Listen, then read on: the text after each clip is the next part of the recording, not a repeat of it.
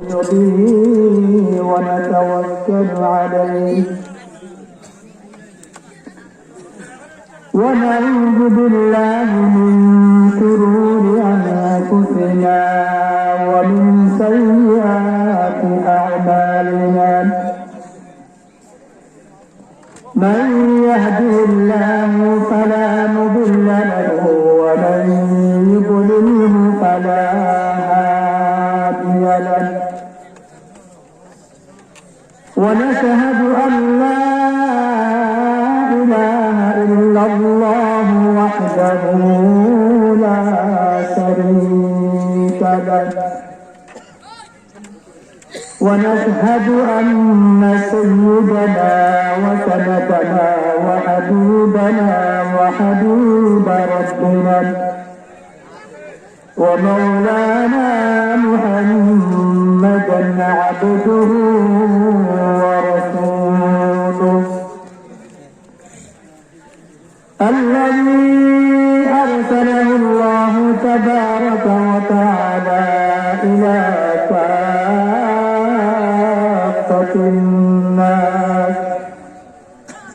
إلى كافة الناس بشيرا ونذيرا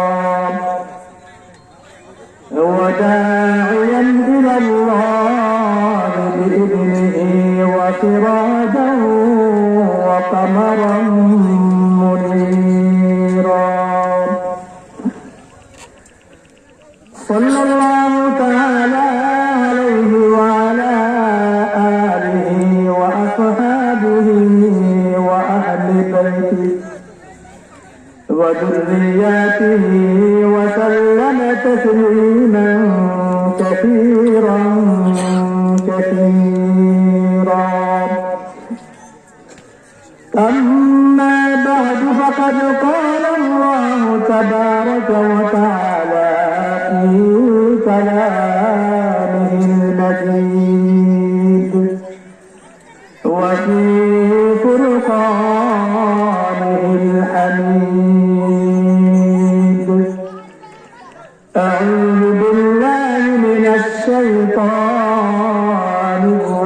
الرجيم بسم الله الرحمن الرحيم وقضى ربك ألا تعبدوا إلا إياه وقضى ربك ألا تعبدوا إلا إياه وبالوالدين إحسانا إما يبلغن عندك الكبر أحدهما أو كلاهما فلا تقل لهما أف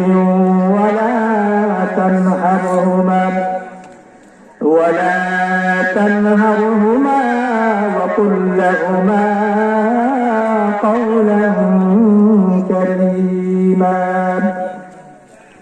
واخفض لهما جناح الذل من الرحمة وقل رب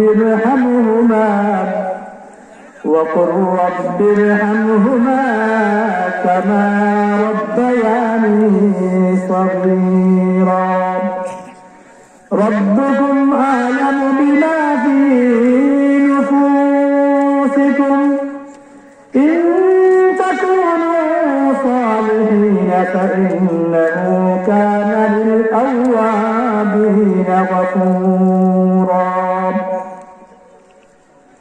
وعن عبد الله بن مسعود رضي الله تعالى عنه قال سألت النبي صلى الله عليه وسلم أي العمل أحب إلى الله عز وجل فقال النبي صلى الله عليه وسلم الصلاة على وقتها قلت ثم أي فقال بر الوالدين. قلت ثم أي؟ قال ثم الجهاد في سبيل الله أو كما قال عليه الصلاة والسلام. মুহাব্বতের সাথে দিল মন উজাড় করে হৃদয়ের সমস্ত ভালোবাসার মাধুরী দিয়ে সাইয়্যিদুল কাওনাইন রাহমাতুল লিল আলামিন রাসূল আরবি মুহাম্মদুর রাসূলুল্লাহ সাল্লাল্লাহু আলাইহি ওয়াসাল্লামের শানে মুবারকে আমরা কয়েক মর্তবা দরুদ পাঠ করি। সাল্লাল্লাহু আলা সাইয়্যিদিনা ওয়া মাওলানা মুহাম্মদ ওয়া আলা আলিহি ওয়া আসহাবিহি ওয়া সাল্লাম। সাল্লাল্লাহু আলা সাইয়্যিদিনা ওয়া মাওলানা মুহাম্মদ ওয়া আলা আলিহি ওয়া আসহাবিহি ওয়া সাল্লাম। اللهم يا رب صل وسلم دائما أبدا على حبيبك ونبيك خير الخلق كلهم بهدر بومر درود والسلام برگزیدہ نبی پر اپنی مدام بلغ العلا بکماله كشف الدجى بجماله حسنت جميع خصاله صلوا عليه وآله. زباتا بود دردا جائگی زباتا بود دردا جائگی ثنائے محمد بود دل پذیر بلغ العلا بکماله كشف الدجى بجماله حسنت جميع خصاله صلوا عليه وآله.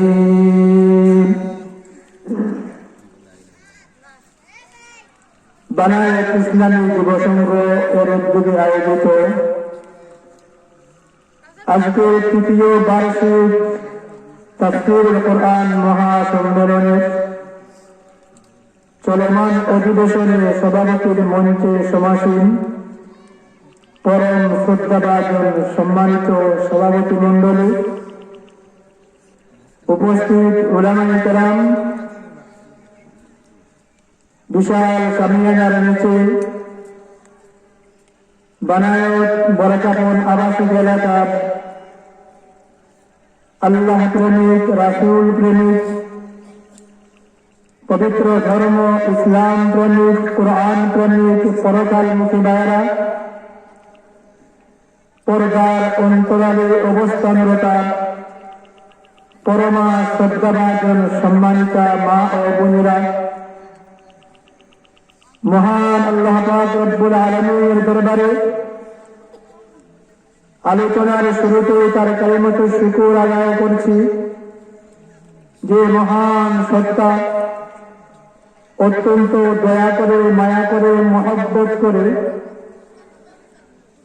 আরামের ঘুম হারাম করে, দুনিয়ার সমস্ত যায় ঝামেলা থেকে মুক্ত করে আমলি জিন্দগি গঠন করবার লক্ষ্যে বানায়েত ইসলামী যুব সংঘের উদ্যোগে আয়োজিত আজকের এই মুতাবারক মাহফিলে হাজির হয়ে দ্বীনি কথাবার্তা বলার এবং গভীর মনোযোগে শোনার তৌফিক দান করেছেন। সেই হিসেবে অন্তরের অন্তঃস্থল থেকে দিল মন উজাড় করে মহান আল্লাহ পাক রব্বুল আলামিনের দরবারে তার কালিমাতু শুকর সবাই চিৎকার করে আদায় করে সবাই বলি আলহামদুলিল্লাহ। আজকের এই মুতাবাররক মাহফিলে আমরা যারা সমবেত হতে পেরেছি, এটা আল্লাহ পাক রব্বুল আলামিনের পক্ষ থেকে বহু বড় নিয়ামত। আমি আমার আলোচনা শুরু করবার আগে আজকে আমরা এই বিশাল পিন্ডারের নিচে যারা বসে আছি, আমার আশা থাকবে আপনারা যদি বক্তা বা ওয়াইজের নিকটবর্তী না হন, তাহলে বক্তার কথা বলতে মনোযোগ আকর্ষণ হয়।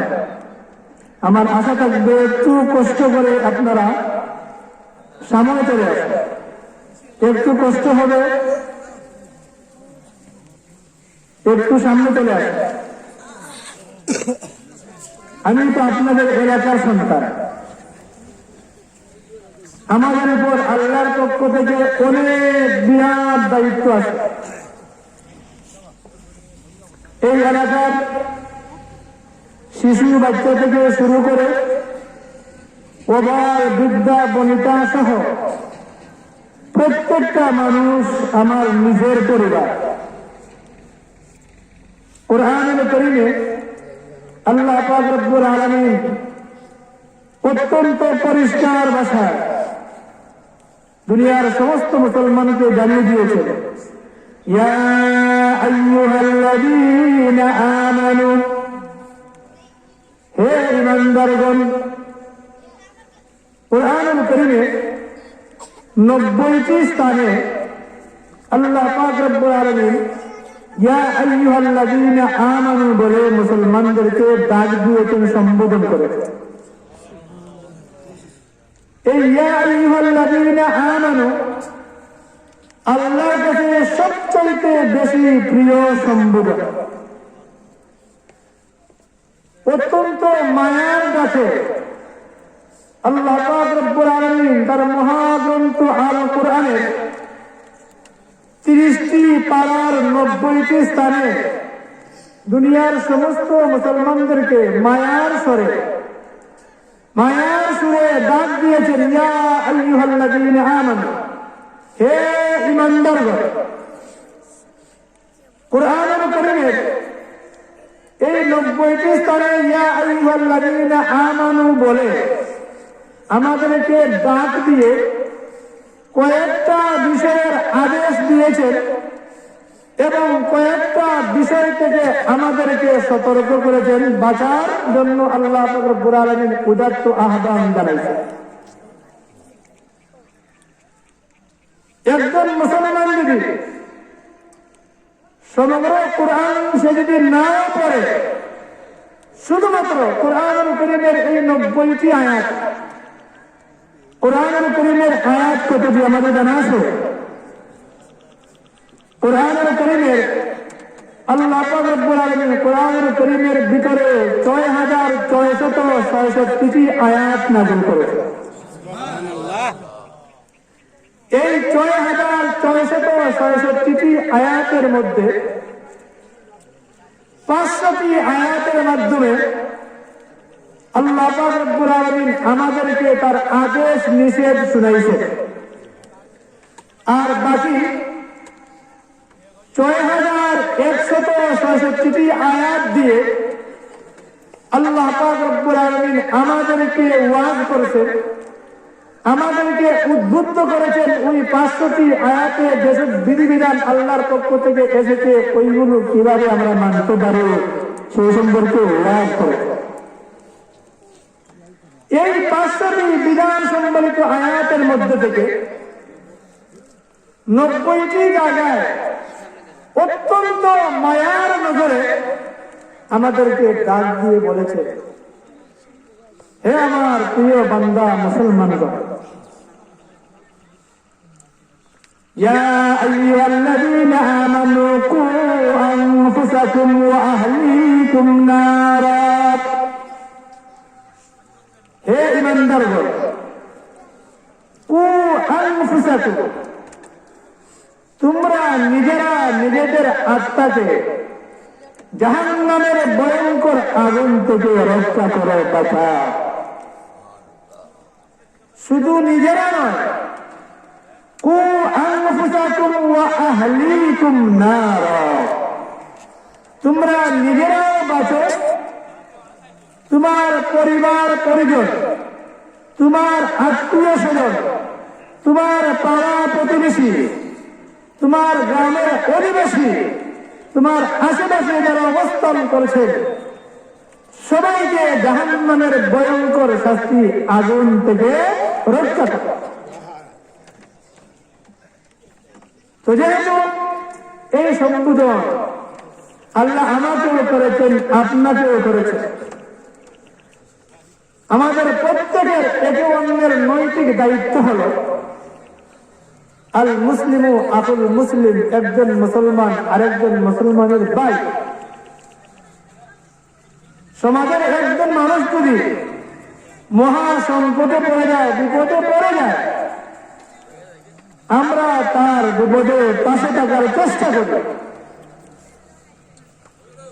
ভয়ঙ্কর বিপদ হচ্ছে পরকাল জীবনের জাহান্নাম। সমাজের অনেক মানুষ অবহেলা করে, নামাজের দ্বারে বসেও যায় না, মসজিদের দ্বারে বসেও আসে না। এক ওয়াক্ত নামাজ কেউ যদি ইচ্ছা করে ছেড়ে দেয়, রাসূল করিমের হাদিসে ভয়ঙ্কর শাস্তির কথা এসেছে যে এক ওয়াক্ত নামাজ কেউ যদি বিনা বছরে ছেড়ে দেয়, 2,88,86,86 জাহান্নামের উত্তপ্ত আগুনে তাকে জ্বলতে হবে।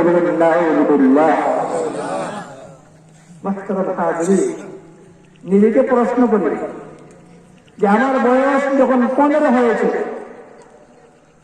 এই 15 বছর থেকে শুরু করে অদ্যাবধি আমার বয়স কত হলো এবং এ পর্যন্ত আমি কত ওয়াক্ত নামাজ কাজা করলাম, একটু হিসাব করছি। আমরা তো সবাই জান্নাতে যাওয়ার করতেছি, সবার ভিতরে কি আছে? জান্নাত। আমরা জান্নাতে যাব। আল্লাহর জান্নাত কিন্তু এত সহজ ব্যাপার।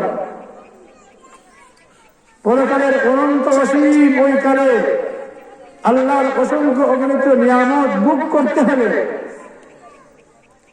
এই দুনিয়ার ক্ষণস্থায়ী জীবনে পরকালের প্রস্তুতি গ্রহণ করতে হবে। একজন যুবক সাহাবী রাসূল করিম সাল্লাল্লাহু আলাইহি ওয়াসাল্লামের দরবারে আগমন করে জানতে চাইলেন, ওগো আল্লাহর রাসূল, আল্লাহর আসমানের নিচে জমিনের উপরে সবচেয়ে বুদ্ধিমান ব্যক্তি কারা? মান নাসিয়াতুন নাস ওয়া হাদাবুন নাস ইয়া রাসূলুল্লাহ। হে আল্লাহর রাসূল, দুনিয়ার মধ্যে সবচেয়ে বুদ্ধিমান ব্যক্তি কারা? রাসূল করিম সাল্লাল্লাহু আলাইহি ওয়াসাল্লাম যুবক সাহাবায়ে কেরামের প্রশ্নে জবাবে বলেছেন, আকিয়াতুন নাস ওয়া আহজামুন নাস।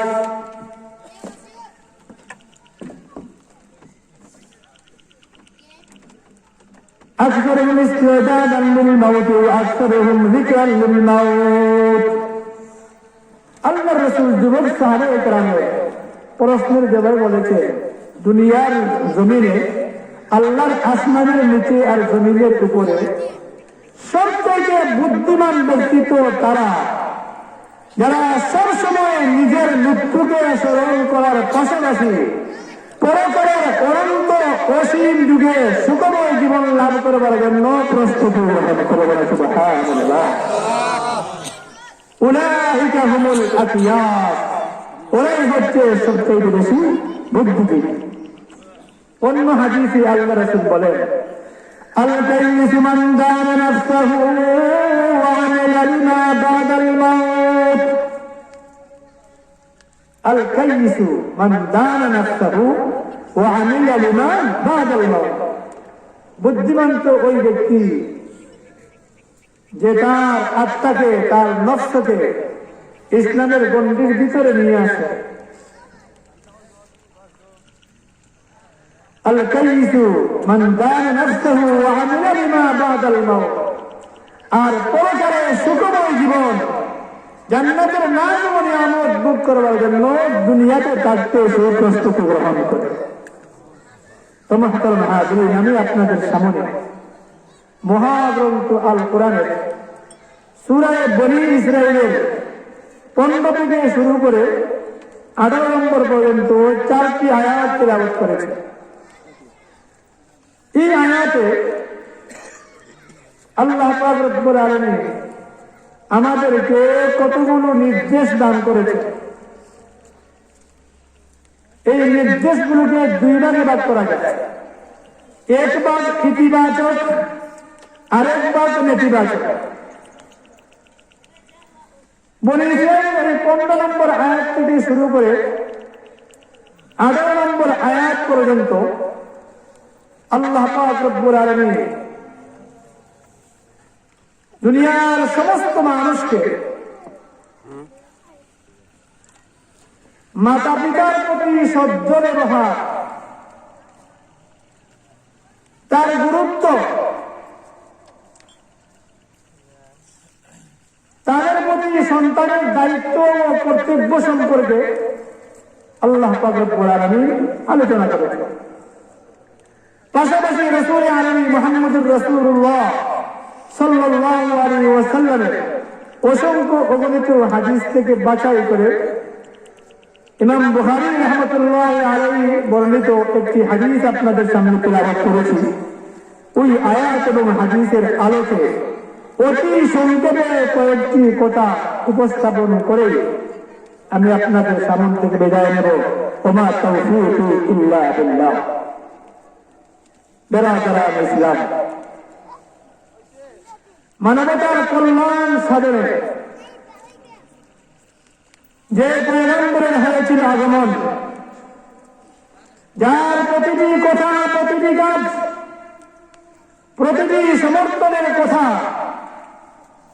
আজও হাদিসের পৃষ্ঠায় পৃষ্ঠায় বিদ্যমান, যার চরিত্র আদর্শ সম্পর্কে, যার গুণ চরিত্রের প্রশংসা করে আল্লাহ পাক রব্বুল আলামিন পবিত্র কালামুল্লাহর সূরা কলমে আখ্যায়িত ঘোষণা করেছেন, ওয়া ইন্নাকা লাআলা খুলুকিন আযীম। যিনি দয়াল নবী, রহমতের নবী, যাকে রহমতের নবী আখ্যায়িত করে আল্লাহ পাক রব্বুল আলামিন বলেছেন, ওয়া মা আরসালনাকা ইল্লা রাহমাতাল লিল আলামিন। যিনি আম্বিয়া কেরামের দলপতি, নবুয়তের আকাশের সূর্য, যার নাম মুহাম্মদুর রাসূলুল্লাহ সাল্লাল্লাহু আলাইহি ওয়াসাল্লাম, যার গামদরা মেহনতের ফসল পবিত্র ইসলাম, যার দাব্বাঙ্গা মহাগ্রন্থ আল কোরআনের বাণী শুনে আমলি জিন্দগি গঠন করবার লক্ষ্যে আমরা আজকের এই মুতাবারক মাহফিলে শরীক হয়েছি। আমার আশা থাকবে আজকের এই মাহফিল শেষ না হওয়া পর্যন্ত আপনারা এখান থেকে কেউ উঠবেন না। কারা উঠবেন না একবার হাত উত্তোলন করে আল্লাহকে আমরা এটা জানাবো। নারে তাকবীর, নারে তাকবীর, দ্বীন ইসলাম জিন্দাবাদ। আমরা যে কথাগুলো শুনবো আমলের নিয়তে শুনবো, যে কথাগুলো বলবো নিজেও আমলের নিয়তে করবো। আল্লাহ যেন আমাদের সবাইকে আমলের নিয়তে বলার, আমলের নিয়তে শোনার তৌফিক দান করে। সবাই বলি আমিন। মুহতারাম হাজিরিন, আল্লাহ পাক রব্বুল আলামিন অত্যন্ত দয়া করে, মায়া করে, মহব্বত করে আমাদেরকে আমাদের জীবন চলার পাথে হিসেবে, জীবন সংবিধান হিসেবে যে মহাগ্রন্থ আল কোরআন দান করেছেন, এই মহাগ্রন্থ আল কোরআনের এক একটি আয়াত আমাদের জীবনের মোড় পাল্টে দিতে সক্ষম বলে চুক্তি না। কিন্তু আমরা এই কোরআন থেকে আলো গ্রহণ করতে চাই, নিজেরাও কোরআন জানি না এবং সন্তানদেরকেও কোরআন শেখানোর চেষ্টা করি না। একদিন কিন্তু আমাদের প্রত্যেককে আল্লাহর আদালতে এর জবাবদিহিতা করতেই হবে। আলা কুল্লুকুম রাইন ওয়া কুল্লুকুম মাসউলুন আন রাইয়াতিহি। সমাজের প্রত্যেকটা মানুষ পরিবারের প্রত্যেকটা মানুষ একে অন্যের অভিভাবক। ঘরের স্বামী এই ঘরে যত সদস্য আছেন উনি সবার অভিভাবক। ঘরের মা এই ঘরের ভিতরে যত সন্তান আছেন প্রত্যেকটা সন্তানের অভিভাবক। ঘরের বৃদ্ধ মানুষ দাদা হোক কিংবা চাচা কিংবা বাবা উনি এই পরিবারের অভিভাবক। আল্লাহর আদালতে কাল কিয়ামতের হাসরের ময়দানে প্রত্যেক অভিভাবককে তার অধীনস্থ যারা আছেন এদের সম্পর্কে জিজ্ঞাসা করা হবে। প্রত্যেক বাবাকে জিজ্ঞাসা করা হবে, তোমার জীবদ্দশায় তোমার সন্তানরা কেন নামাজ পড়ল না? তোমার জীবদ্দশায় তোমার সন্তানগণ কেন কবিরা গুনাহে লিপ্ত হলো? তোমার জীবদ্দশায় তোমার প্রাপ্তবয়স্ক সন্তানগণ, তোমার প্রাপ্তবয়স্ক মেয়েগণ, তোমার প্রাপ্তবয়স্ক প্রত্যেক সদস্যরা কেন আল্লাহ এবং তার রাসূলের আদর্শ অনুপাতে জীবন পরিচালনা করল না? এই ব্যাপারে আমরা প্রত্যেকেই আল্লাহর আদালতে ধরা খাবো এবং জিজ্ঞাসিত হব। যতক্ষণ পর্যন্ত সঠিক উত্তর দিতে না পারবো আল্লাহর আদালত থেকে আমরা নিষ্কৃতি লাভ করতে পারবো না। যদি সঠিক উত্তর দিতে না পারি আমাদের জন্য জান্নাতের দরজা বন্ধ হয়ে যাবে, জাহান্নাম হবে আমাদের ঠিকানা। বলুন নাউযুবিল্লাহ। মুহতারাম হাজিরিন, আমার আশা থাকবে আমরা যারা কোরআন শিখি নাই এই উত্তর এলাকার যেসব যুবক এবং তরুণ আছে যারা বিশেষ করে আজকে এই মতো বড় মাহফিল আয়োজন করেছে, শুধু মাহফিল আয়োজন করলে চলবে না। তাফসীরুল কোরআন মাহফিল অত্যন্ত গুরুত্বপূর্ণ মাহফিল, যে মাহফিল সম্পর্কে আল্লাহ রাসূল সাল্লাল্লাহু আলাইহি ওয়াসাল্লাম বলেন, মা মিন কওমিন ইয়াজতামিউনা ফী বাইতিন মিন বুয়ুতিল্লাহ ইয়াতলুনা কিতাবাল্লাহি ওয়া ইয়াতাদারাসুনাহু ইল্লা নাযালাত আলাইহিmus সাকিনাহ ওয়া গাশিয়াতুহুমুর রাহমাহ ওয়া হাফাতুহুমুল মালায়েকা। আল্লাহর আসমানের নিচে জমিনের উপরে যে ঘরে কিংবা যে মাঠে আমার বান্দা বান্দীগণ কোরআনুল কারীম তেলাওয়াত করে, কোরআনুল কারীম চর্চা করে, কোরআনুল কারীমের ব্যাখ্যা বিশ্লেষণ তাফসীর করে এবং শুনে, আল্লাহ রাসূল সাল্লাল্লাহু আলাইহি ওয়াসাল্লাম বলেন, ইল্লা নাযালাত আলাইহিমুস সাকিনাহ। এই মাহফিলের সম্পর্ক আল্লাহর আরশের সাথে কায়েম হয়ে যায়। এই মাহফিলের সম্পর্ক আল্লাহর আরশের সাথে কায়েম হয়ে যায়। আল্লাহ তার আরশ থেকে আসমান থেকে এই মাহফিলের সমবেত মুসলিম কেরামদের প্রতি শান্তি এবং রহমত বরকত বর্ষিত হতে থাকে এবং এই পুরো মাহফিলটার চতুর্দিকে অসংখ্য অগণিত হাজার হাজার ফেরেশতাদের মাধ্যমে, রহমতের ফেরেশতাদের মাধ্যমে বেষ্টন করে বলেন, যাতে কোন ধরনের মহামারী আল্লাহর গজব এইসব মানুষের মধ্যে গেছতে না পারে, পাশে আসতে না পারে। সুবহানাল্লাহ। আল্লাহর রহমত আর আল্লাহর গজব একসাথে সমবেত হতে পারে না। বর্তমান দুনিয়ার তথাকথিত বুদ্ধিজীবী যারা মহামারীর করোনাকে এত বেশি বই করেছে যে সমাজের এমন অনেক নামধারী মুসলমান আছে যে এই মহামারীর করোনা ভাইরাস এটাকে বই করে আল্লাহর করে মসজিদকে তারা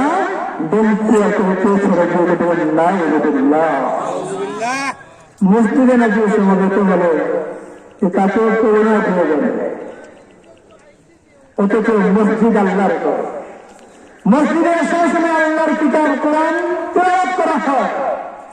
আর আল্লাহ রাসূলের হাদিসে এসেছে, যে ঘরে কিংবা যে মাঠে আল্লাহর কিতাব মহাগ্রন্থ আল-কোরআনের তাফসীর হবে, যে ঘরে বা যে প্রতিষ্ঠানে মহাগ্রন্থ আল-কোরআনের পাঠদান হবে, এই প্রতিষ্ঠানের সম্পর্ক আল্লাহর আরশের সাথে কায়েম হয়ে যাবে।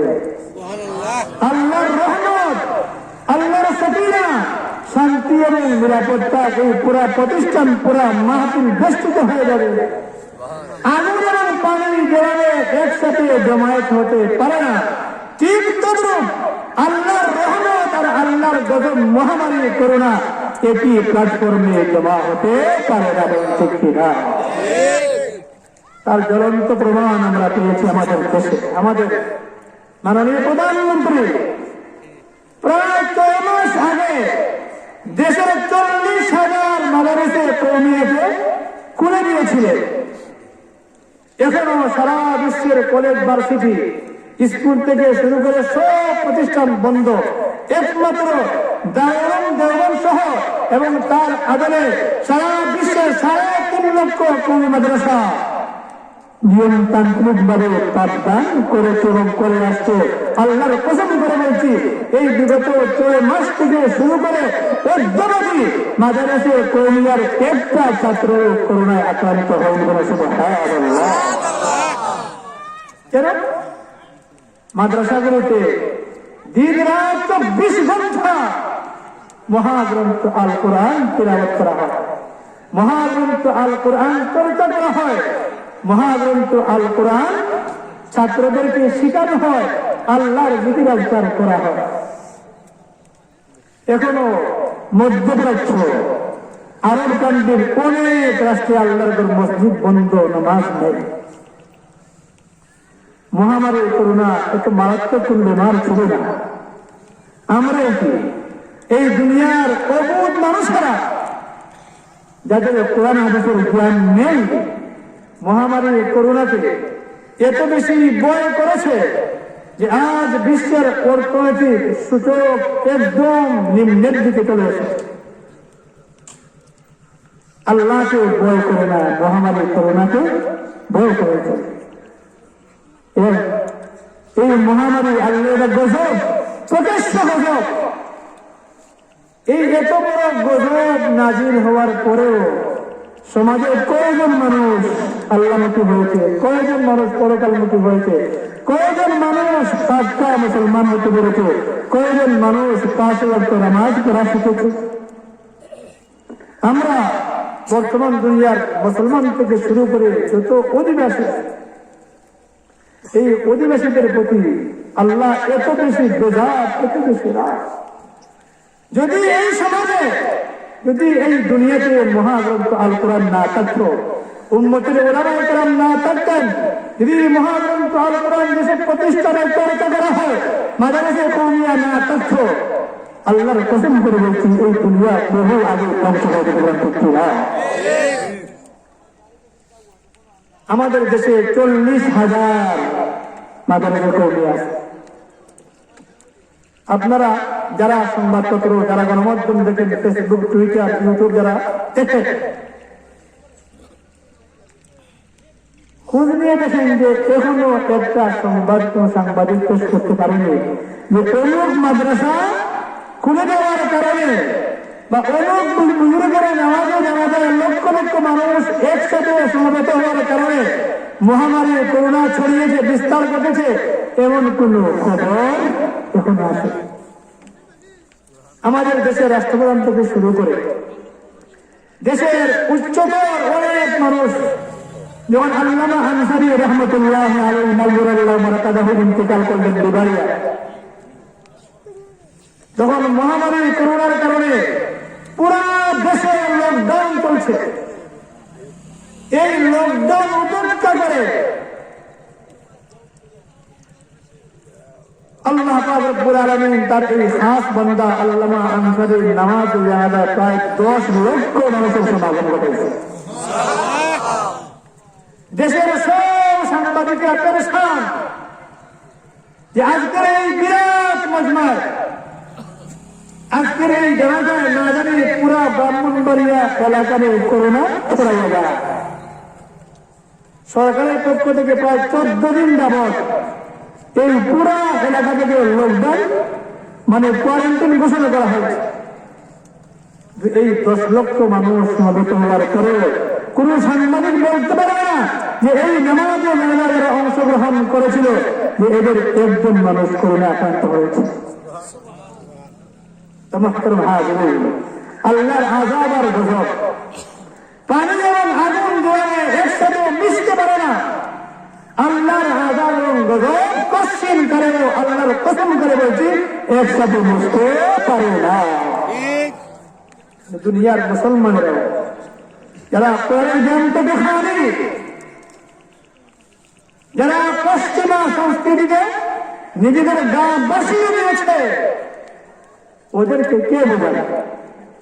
যাক, এদিকে আমার আলোচনার বিষয় না। আমি বলতে চাচ্ছিলাম যে আজকের এই তাফসীরুল কুরআন মাহফিল আল্লাহর কাছে এত দামি, এত মুতবররক।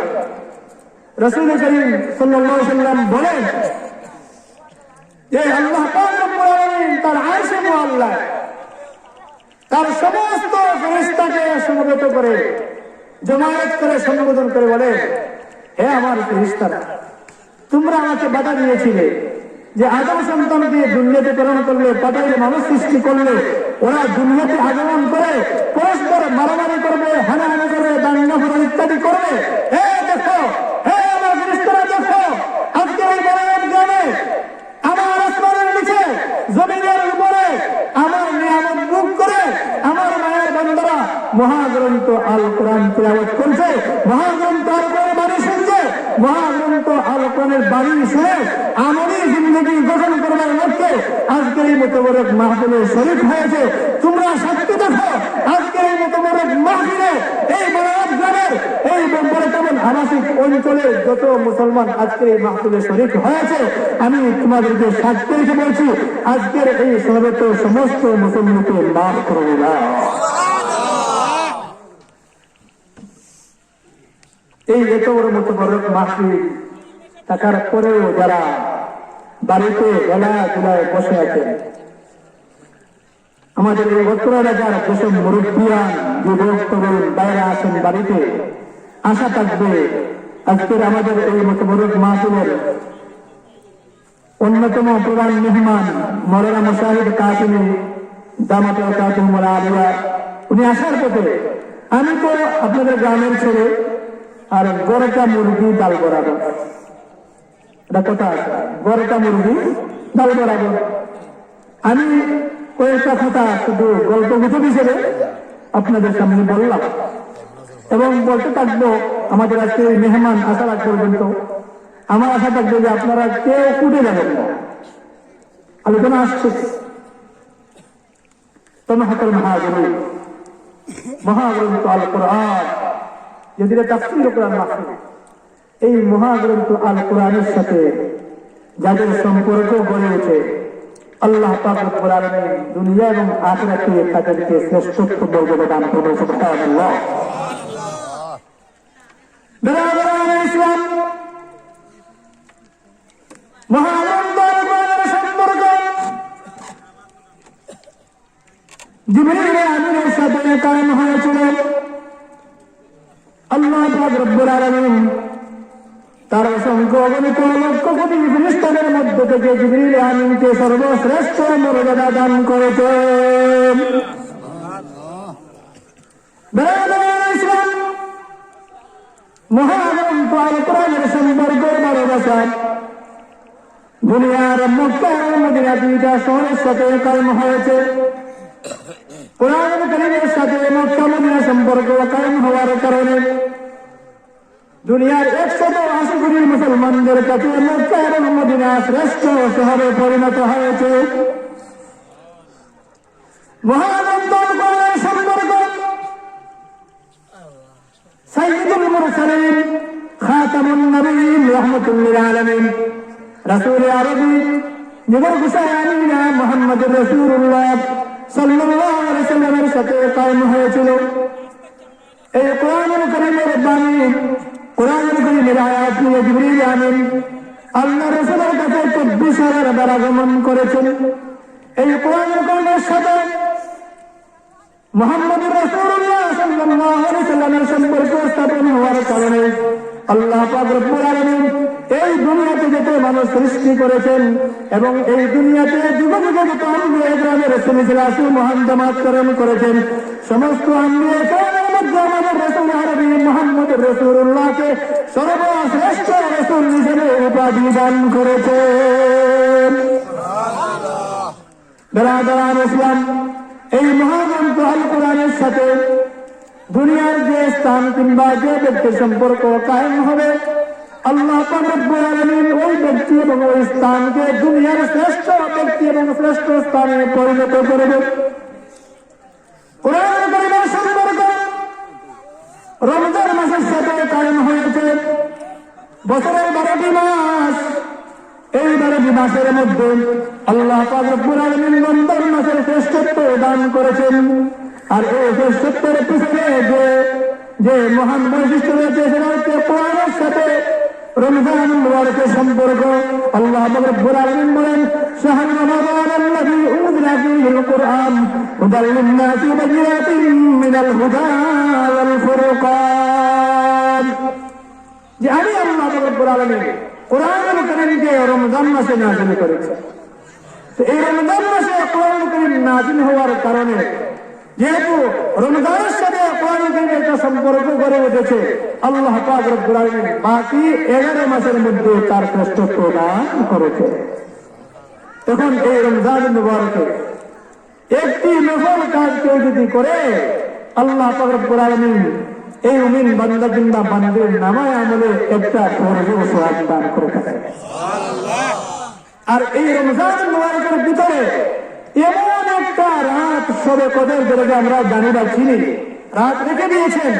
এই রাতে একজন মুমিন বান্দা সে যদি ইবাদত করে, তাহলে ওই একটি রাত ইবাদতের কারণে উম্মতে মুহাম্মাদীর এই আপনার বান্দা এবং বান্দিকে, মুমিন এবং মুমিনাকে আল্লাহ পাক রব্বুল আলামিন 84 বছরের চেয়ে অধিক সময়ের ইবাদতের সওয়াব দান করে থাকেন।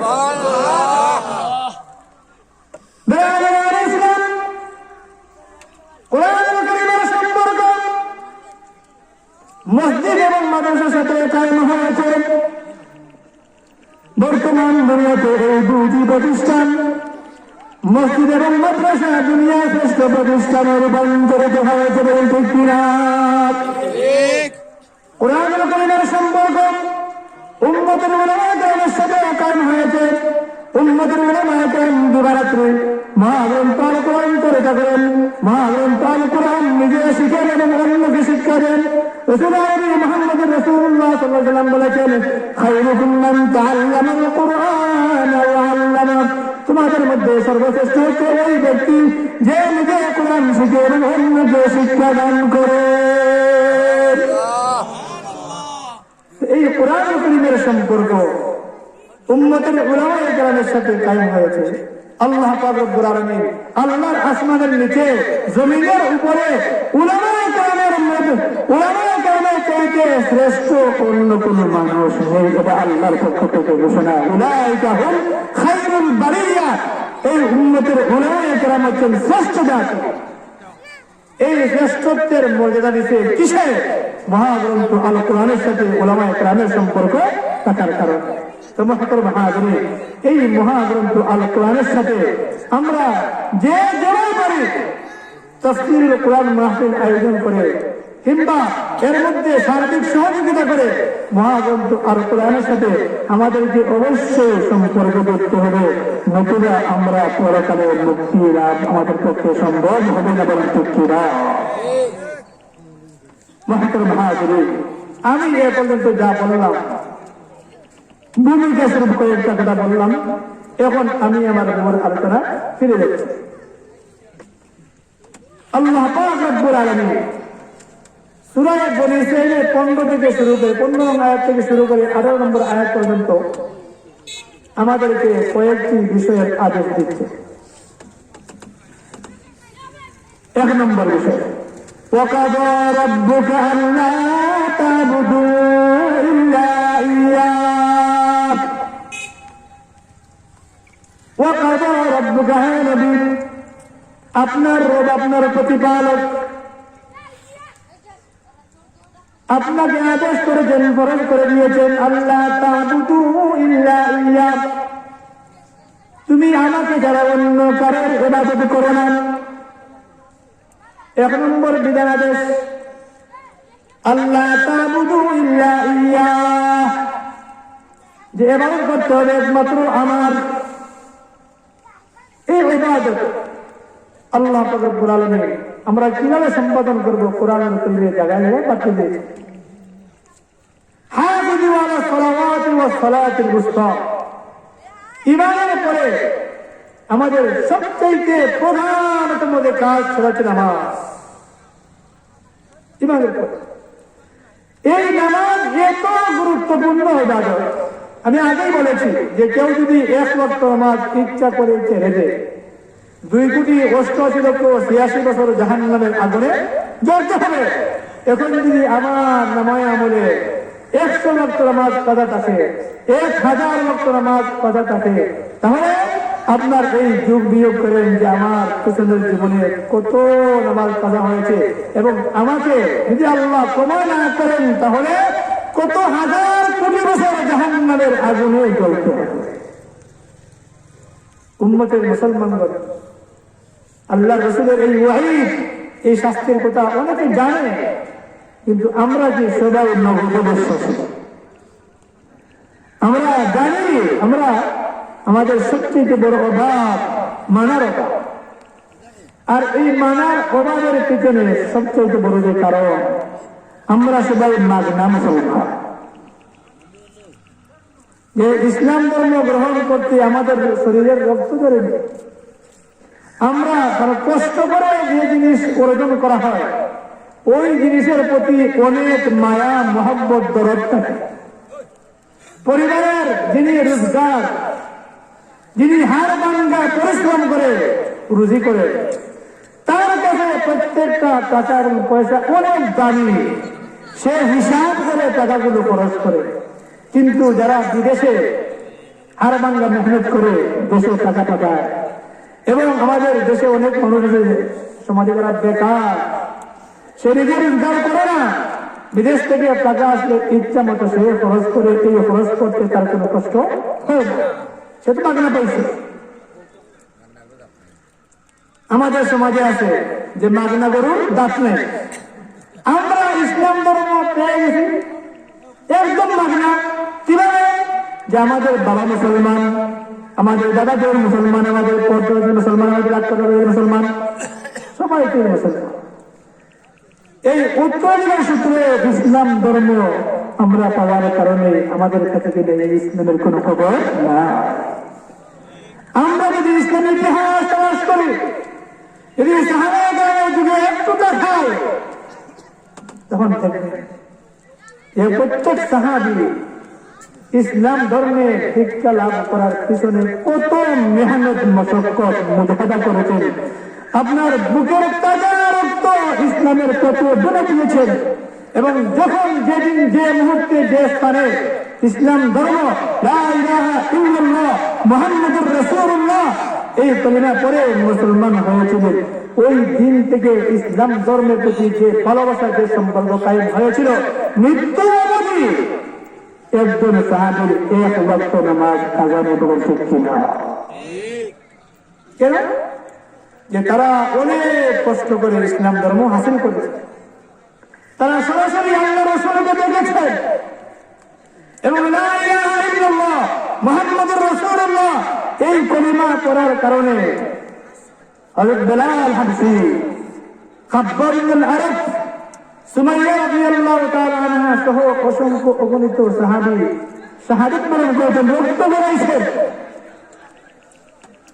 তো যারা ইসলাম ধর্ম গ্রহণ করার পরে জীবনে 1 ওয়াক্ত নামাজ কাজা নেই, তারাই আল্লাহর দরবারে মুক্তি লাভ করবেন এবং তারাই বিনয় সাথে জান্নাতে যাবে। আপনাদের এই সুযোগ আছে, বিশেষ করে সমাজের যারা যুবক এবং তরুণ, এদের সম্পর্কে আল্লাহর অনেক বড় একটা পুরস্কার আছে।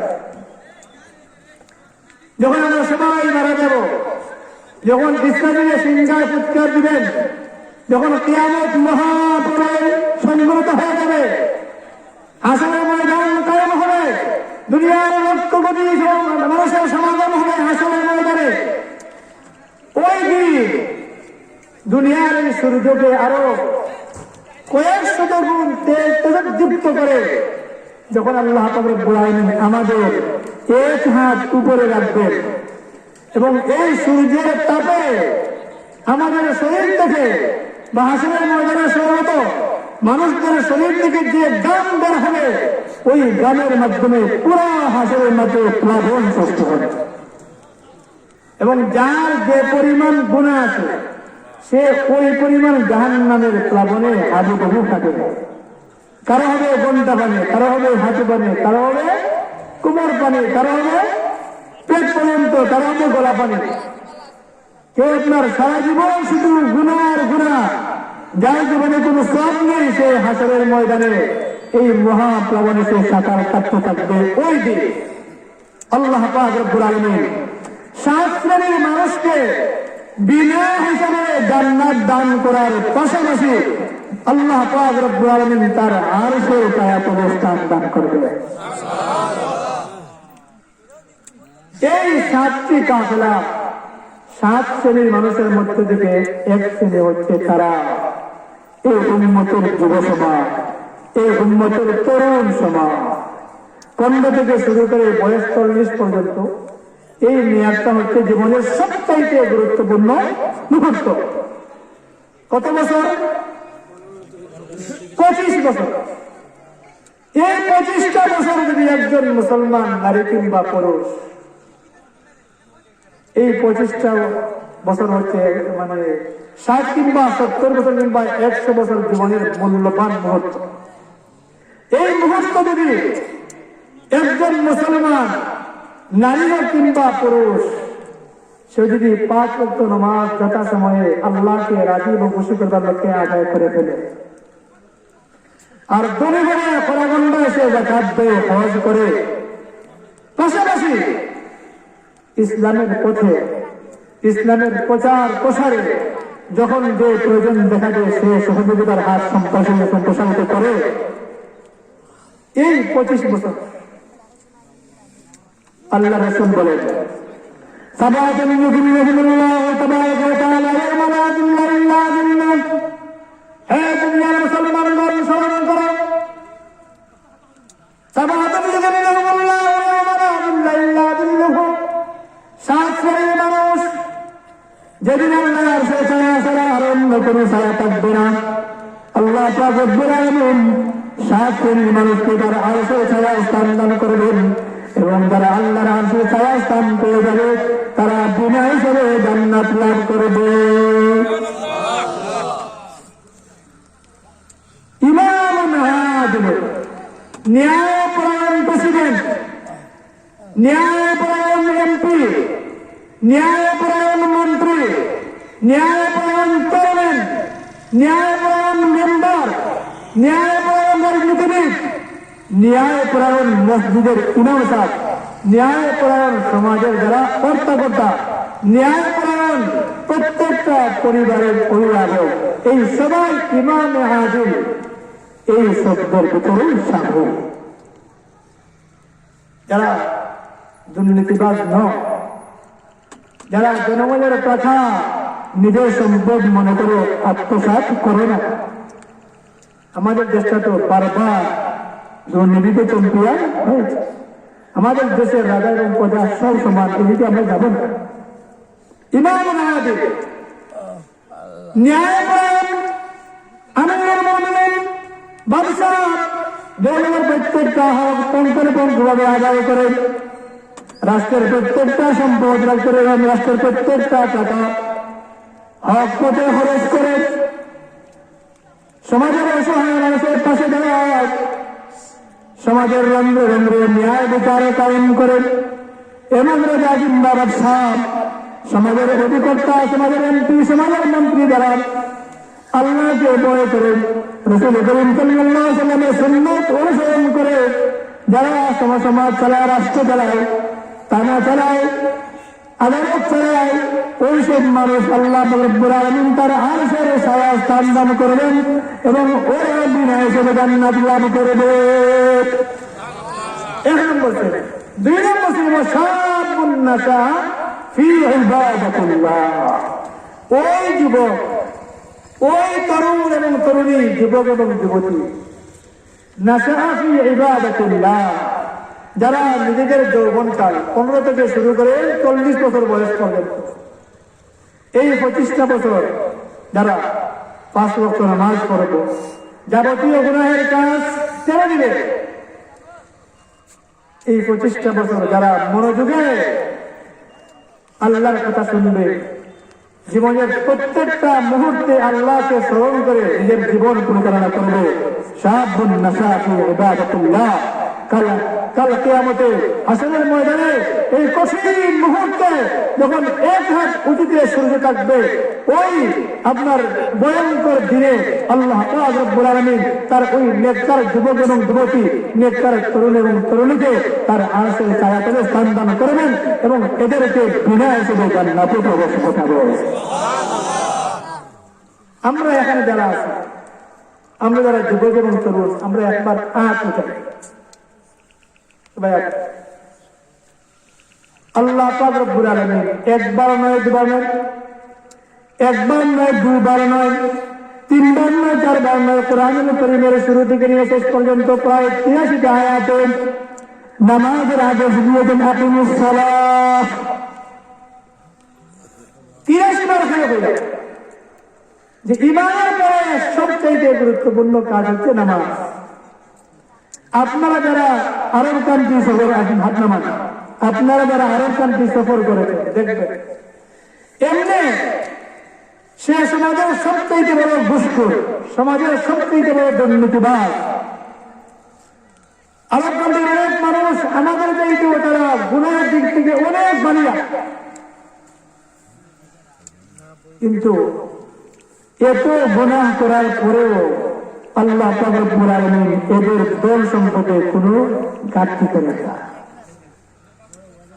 ওরা সম্পদের পাহাড় গড়ে তুলেছে আলোচনার মানুষ। এর পিছনে মূল কারণ যে আরবের মানুষ, ওরা হাজারো গুনাহে লিপ্ত হলেও ঈমানের পরে সবচেয়ে গুরুত্বপূর্ণ যে কাজ মুমিনের, নামাজে তাদের মধ্যে কোনো গাফলতি বলতে ঠিক কিনা?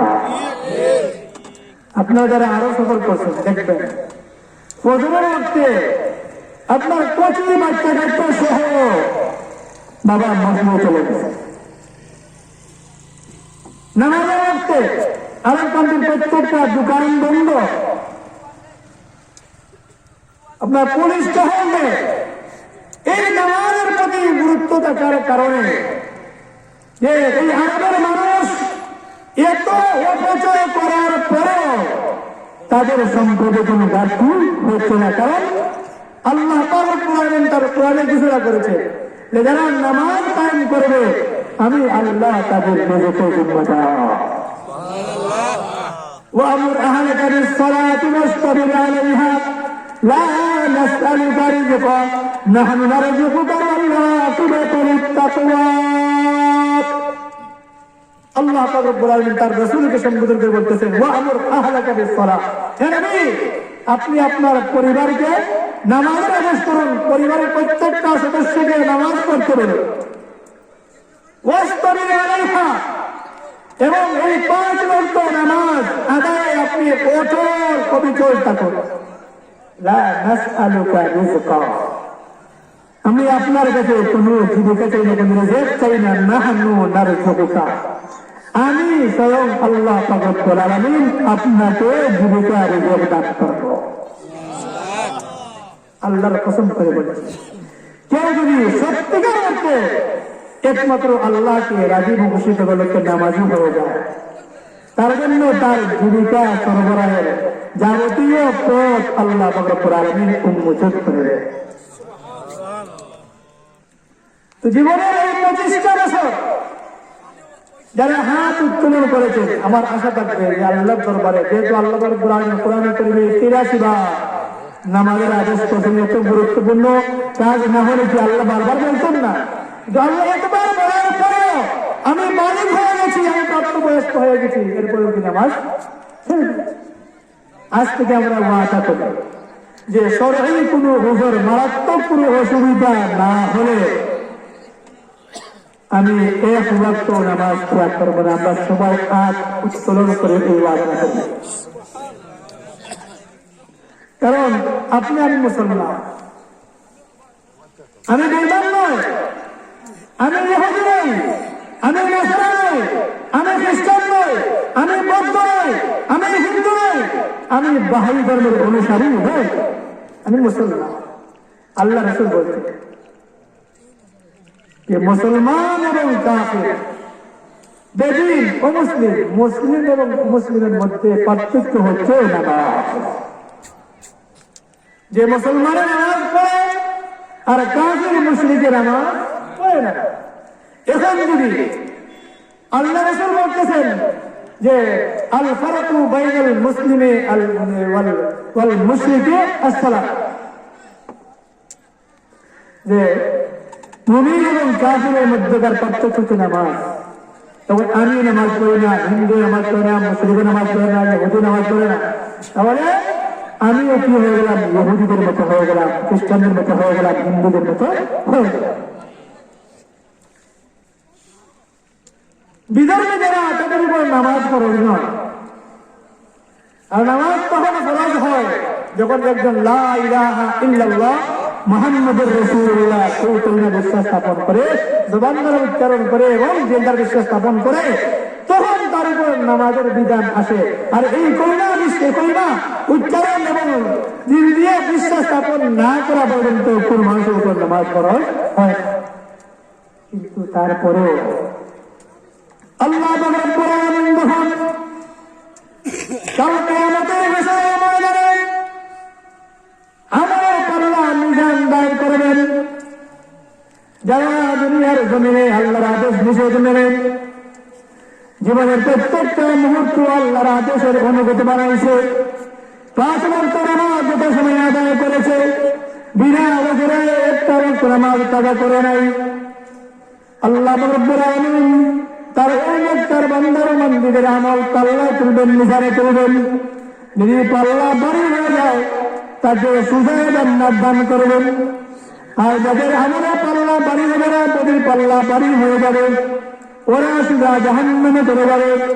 যখন এই দাড়ি পাল্লা কায়েম হবে, জান্নাতে চলে যাবে, জাহান্নামে চলে যাবে, তো আল্লাহ রাব্বুল আলামিন ওই সময় পরকালে সমস্ত জাহান্নামী বিজয়ীদেরকে সম্বোধন করে বলবেন, মা সালাকাকুম ফী সাকার, হে কাফিররা, হে জাহান্নামীদের দল, হে জাহান্নামের অধিবাসীরা, মা সালাকাকুম ফী সাকার, তোমাদেরকে জাহান্নামে কোন জিনিস নিয়ে আসলো? মা সালাকাকুম ফী সাকার, তখন জাহান্নামের সমস্ত অধিবাসীরা সমস্যায় বলবে, ক্বালু লাম নাকু মিনাল মুসাল্লিন, ওগো আল্লাহ, দুনিয়ার জমিনে এই অবস্থায় জীবনে আমরা আপনার আদেশ নামাজ সম্পাদন করতে পারিনি। লাম নাকু মিনাল মুসাল্লিন ওয়া লাম নাকু নুত'ইমুল মিসকিন ওয়া কুন্না নুকাল্লিবু বিয়াউমিদ্দিন, আমরা নামাজ পড়িনি, আমরা এতিম মিসকিন সমাজের অসহায় মানুষকে অনুদান করিনি, আমরা আপনার এই কাল কিয়ামত হাসরের ময়দান পরকাল যাওয়ার অস্বীকার করেছি। আমার এই দেশে যে পরকালে যারা জাহান্নামী তাদেরকে আল্লাহ রাব্বুল আলামিন প্রশ্ন করছেন যে তোমাদেরকে জাহান্নামে কোন জিনিস নিয়ে আসলো? যে জাহান্নামে সমস্যা বলবে যে আমরা দুনিয়ার তাকতে নামাজ পড়তাম না, এই নামাজ না পড়ার কারণে আমরা আজ জাহান্নামে। আল্লাহ পাক রব্বুল আলামিন আমাদের সবাইকে আজকের এই মুতাওয়াররিদ মাহফিলের শুরু থেকে নিয়ে শেষ পর্যন্ত দ্বীনি যত কথাবার্তা হয়েছে এবং হবে, আল্লাহ পাক সবাইকে, আমাদের সবাইকে আমলের নিয়তে শোনার বলার তৌফিক দান করুন। আমিন। ওয়া আখিরু দাওয়ানা আলহামদুলিল্লাহি রাব্বিল আলামিন।